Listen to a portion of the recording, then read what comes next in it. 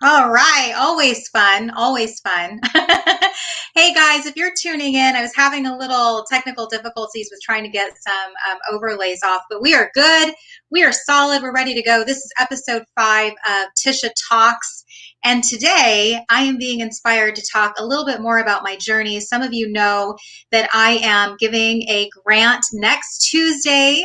Tomorrow is the deadline for the Startup Business Grant. And with that, I'm sharing a lot about like how I got started on this journey. So I was just on a podcast yesterday. Hey Ken, good to see you. And just a quick note, if you are tuning in with me live, make sure that you throw some comments in the chat and I will go ahead and address those and get back to you in real time or on the replay. But I want to give a shout out to Brian Ondrako. I was on his podcast yesterday, which is coming out for October, and his podcast is Just Get Started. And I love talking about getting started because truth be told, entrepreneurship came a whole lot quicker. I'm thinking 10 years quicker than what I actually had imagined. And I'm going to take you back in my journey because I'm all about telling some stories that hopefully will help you grow through this journey, and maybe you see yourself in my shoes too.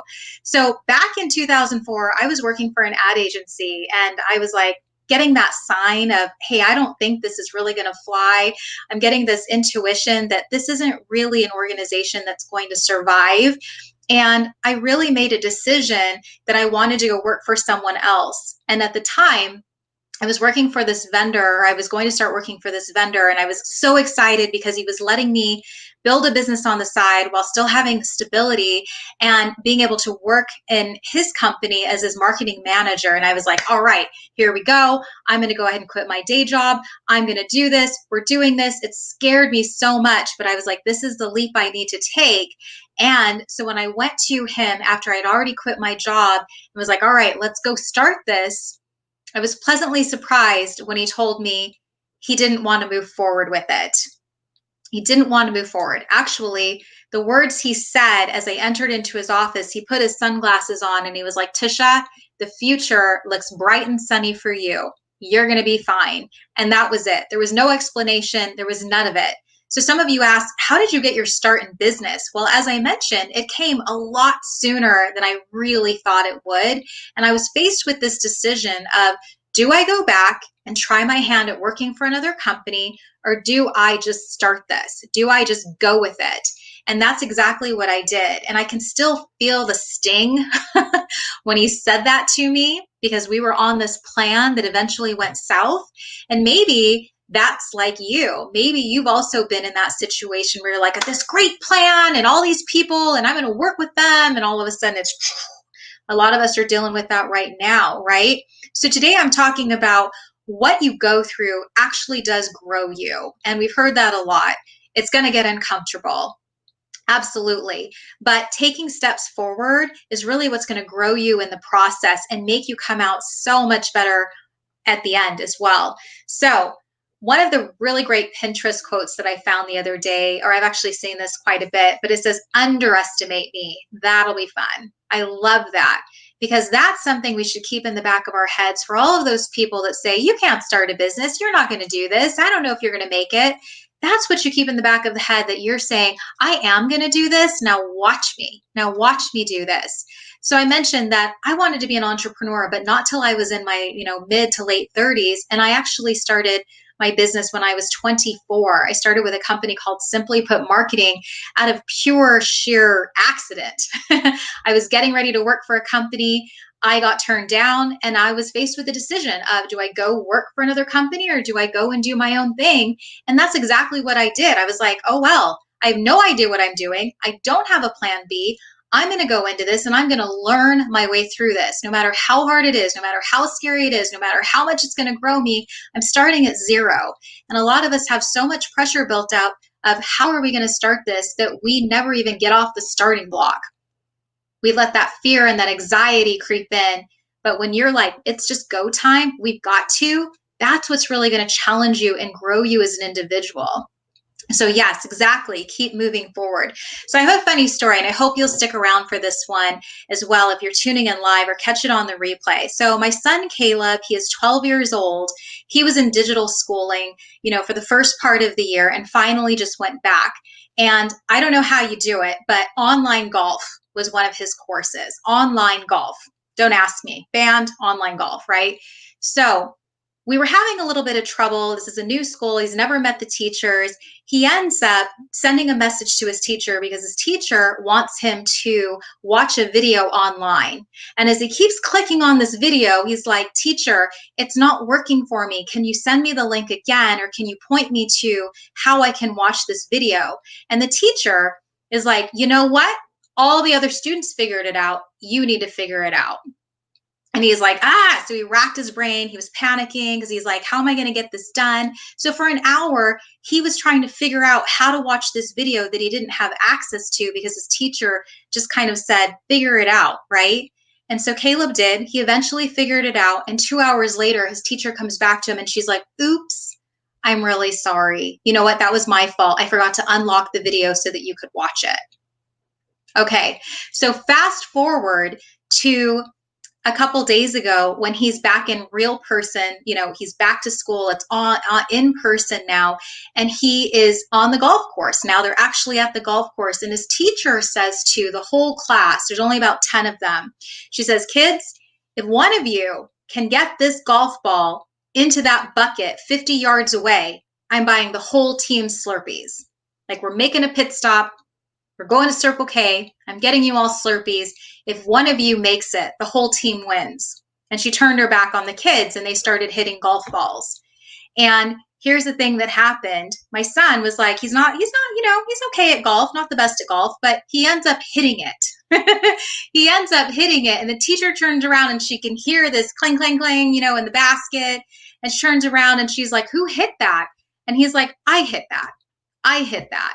And it was kind of just like that same sweet revenge that, you get on this path and you are working at something, and the people that doubted you or the people that gave you a hard time or the people that didn't give you all the resources, that you're like, "See, you underestimated me and I proved you wrong." I love that. So Caleb, I picked him up that day and he's like, whole class got Slurpees. It was incredible. It was incredible. So as we go through this journey of, do I start? How do I start? I want you to know that everybody has that excitement, that nervousness, that anxiety, all of those feelings all wrapped into one. A lot of those sleepless nights too. It's what happens, right? And you can't let that stop you from getting started. In fact, use it as your fuel to get started. Keep building at it, keep doing your thing, and then go back to those people that doubted you and say, "Yeah, I did this. I did this. My son got to do this." I know he had that little smile on his face when he hit that ball and turned around to his teacher and he's like, "Yep, I did this." Pretty cool feeling. Same feeling. When I left my last job working at the ad agency, I wasn't treated with a lot of respect. In fact, I was kind of banned from the building. I was told not to come back. I was treated pretty horribly from team members, staff, and my boss.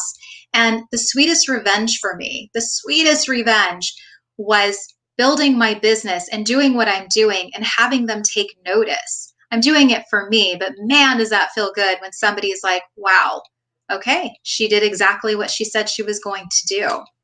Exactly. So what do you go through? What are you going through that you know is going to grow you?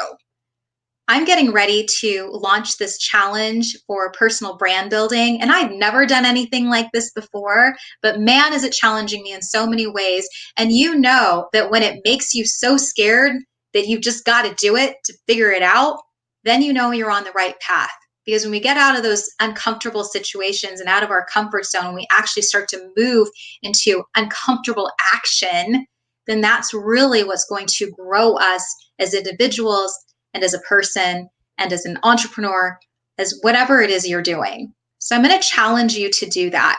So it has been a very long day for me. I've done a couple of live streams. This is my second live stream. Kudos to Mary Brandt earlier for having me on her live stream, Bite-Sized Tips for Entrepreneurs, where we talked about personal branding, a couple of podcast interviews, and a speech today. So I am like wiped out. But if you are tuning into this in the replay or you're watching this live, definitely shoot me some comments. I'd love to hear from you. How did you know that you were on the right path? How did you know, or how did you get your start to what you're doing right now? And what did you learn in the process? Yes. Okay. So we've got always have, appreciated the saying, we never fail, we always win or learn. I love that saying because it's so true. You're going to fail, no doubt. Every one of us fails. I can share so many different experiences where I'm like, okay, I failed that. So I mentioned that I plan on doing this whole personal brand builder challenge, which is scaring the living daylights out of me because there's a lot of steps. It's very new to me. I've never done it before. I'm venturing into new territory, but isn't that what we do when we start something new? Isn't that what we do? And it's just like my son playing golf. He's not going to go out there swing and definitely make it on like the PGA Tour. No, he's going to fail. He's going to suck at it. He's going to have to learn. He's going to have to pick himself back up. I'm going to give a shout out to Jeanette in San Francisco. She tagged me on a post earlier and she was talking about the story of teaching her daughter how to skate. Now, I'm not talking like rollerblading. I'm talking like legit skates, roller skates. And several months ago, I took my daughter Ellie to Skateland. And I don't know if you've been skating recently or if you remember what it was like, but you fall hard. You fall hard a lot. And I remember her saying, I don't like this. I don't want to do this anymore. And I said, but this is this whole process, just like this LinkedIn user was saying, that it's about failing, learning, succeeding, failing, learning, succeeding.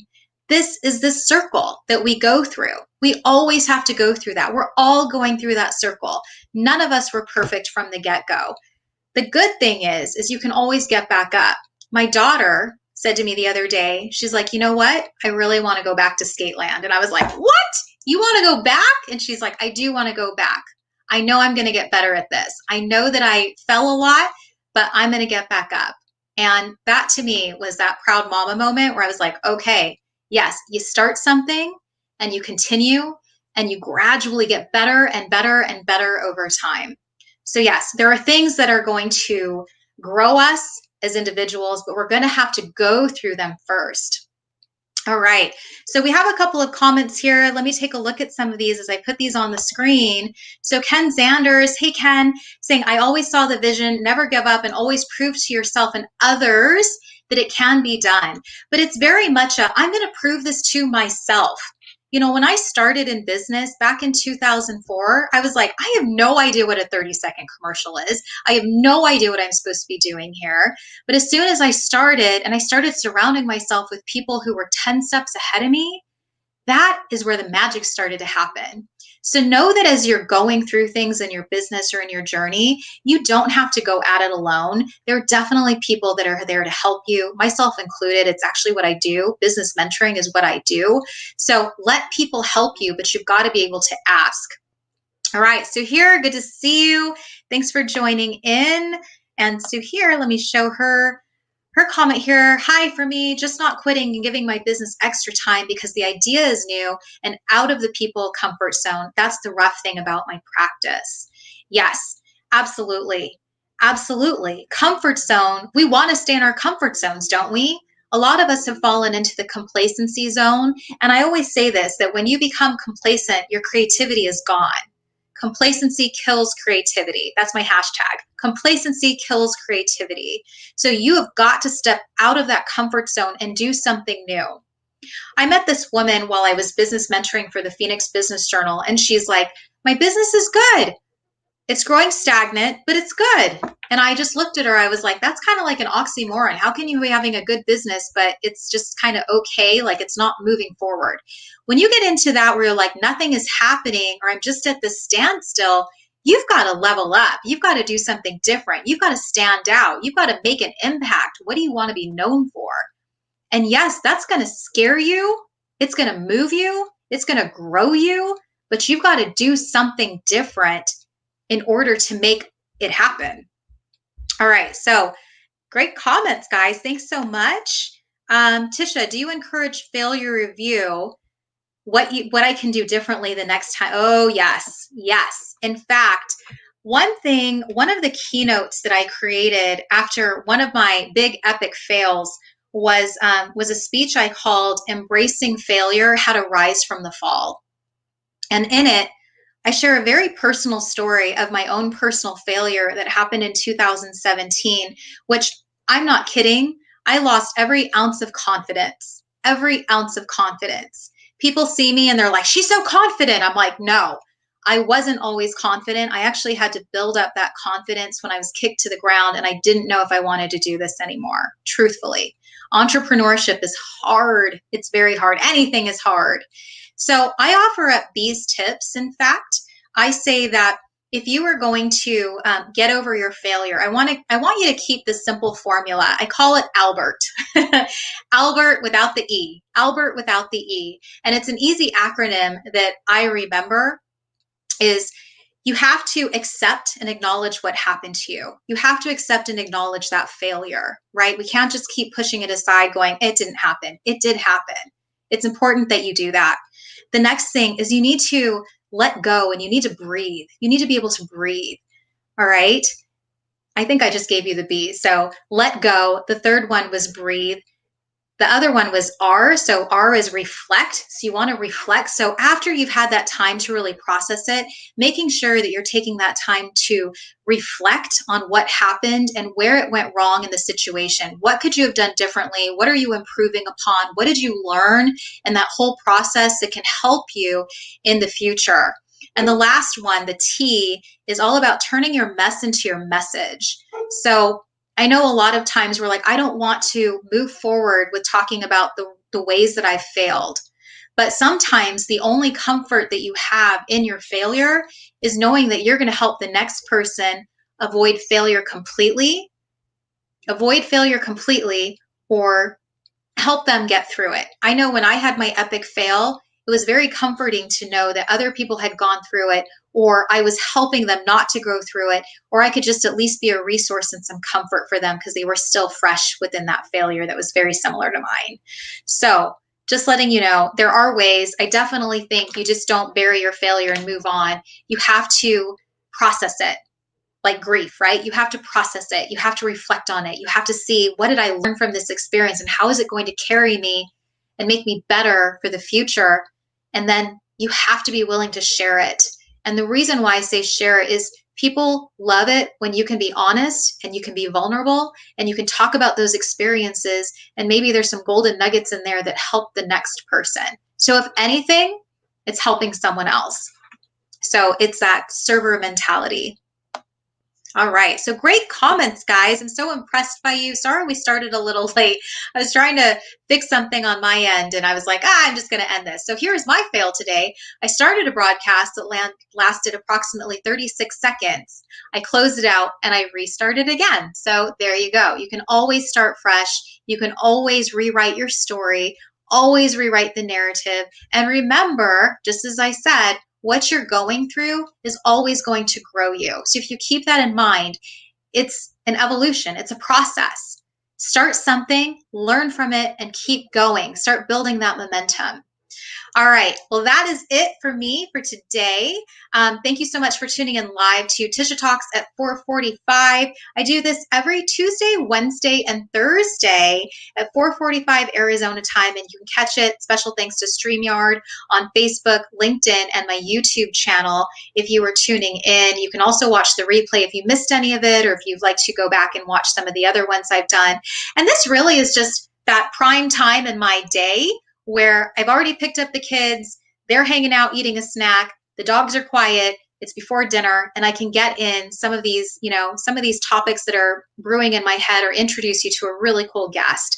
So another quick reminder, tomorrow is the Startup Business Grant deadline. So if you have not filled out your grant application, if you're sitting on it, I highly encourage you to fill it out. I will be cutting the application process off tomorrow at midnight so that I can go through all of those applications and pick the recipients to name on September 15th, which is my birthday. So September 15th, don't miss that. Tisha Talks Live, that's the time when I'm going to be doing something special and also be sharing who's the recipient of the Startup Business Grant. Special thanks to all my sponsors for also supporting me. Hexalinks, the Y Institute, Boundless Media, Impact Leadership, Sell Your Mac, and Check Your Game for being a part of that. I appreciate all of them so much for stepping up and helping me to support this this pay it forward what am I trying to say? This pay it forward effort that I'm trying to do. See, I told you guys, I'm like totally brain dead right now. It's late in the day.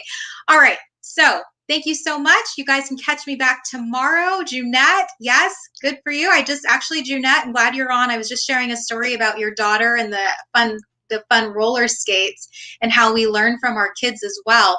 But thanks so much for tuning in, guys. I will see you back tomorrow. I do have a special guest. And then next Tuesday, I'll be back again. So have a great night, and I will catch you back next time on Tisha Talks Live at 4:45. Bye, guys.